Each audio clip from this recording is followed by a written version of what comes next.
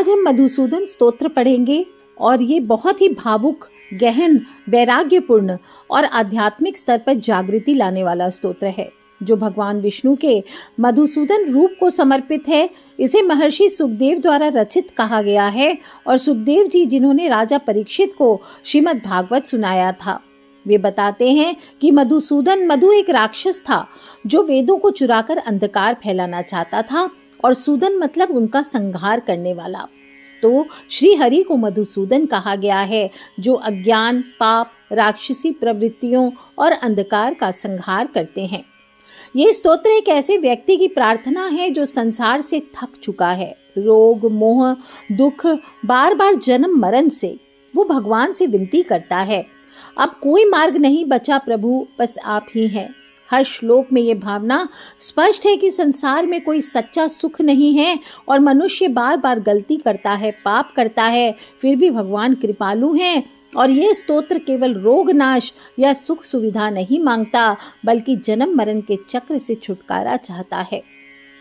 ओम नमो भगवते वासुदेवाय। इस स्तोत्र के अंतिम श्लोकों में बार बार इस मंत्र का गुणगान किया गया है।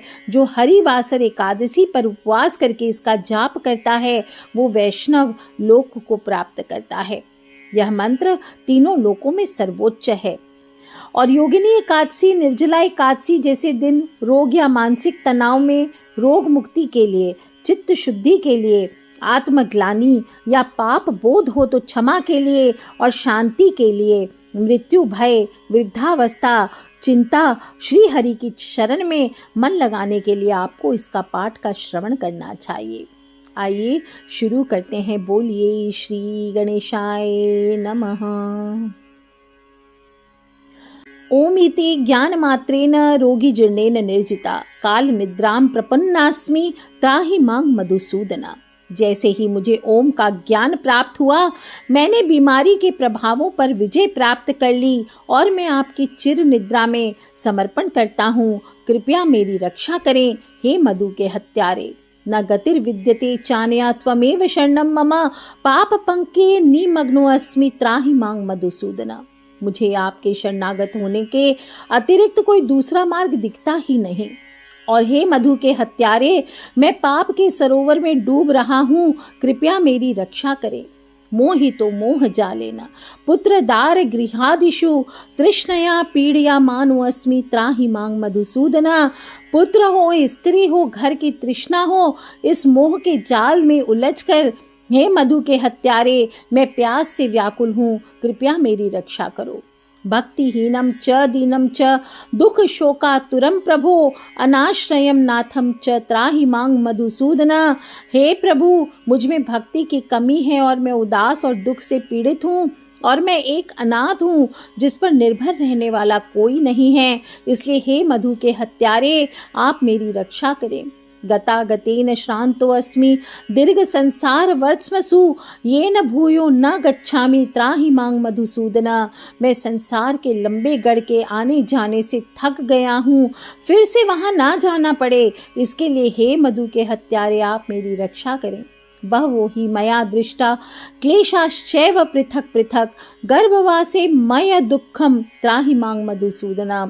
बार बार मैं कई तरह की परेशानियां देख रहा हूँ और गर्भ में रहना तो महान दुख है। इसलिए हे मधु के हत्यारे आप मेरी रक्षा करें। तेन देव प्रपन्नास्मि त्राणार्थम त्वत्परायण दुःखार्ण व परित्राणात् त्राहि मां मधुसूदन। हे ईश्वर, आपसे सुरक्षा के लिए मैं पूरी तरह से आपके सामने आत्मसमर्पण कर चुका हूँ। मुझे दुख के सागर से बचाने के लिए हे मधु के हत्यारे आप मेरी रक्षा करें।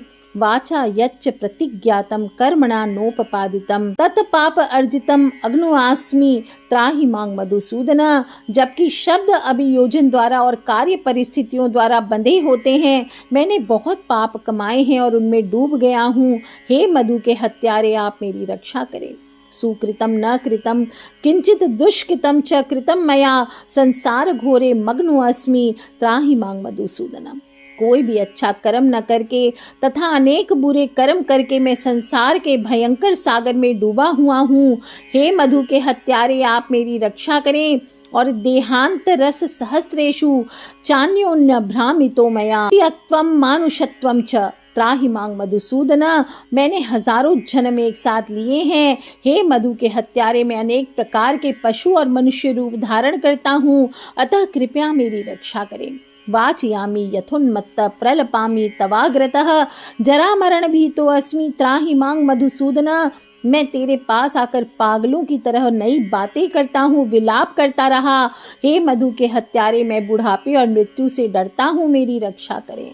यत्र यत्र च या तो अस्मि स्त्रीषु वा पुरुषेषु च तत्र तत्र चला भक्ति त्राहि मांग मधुसूदन।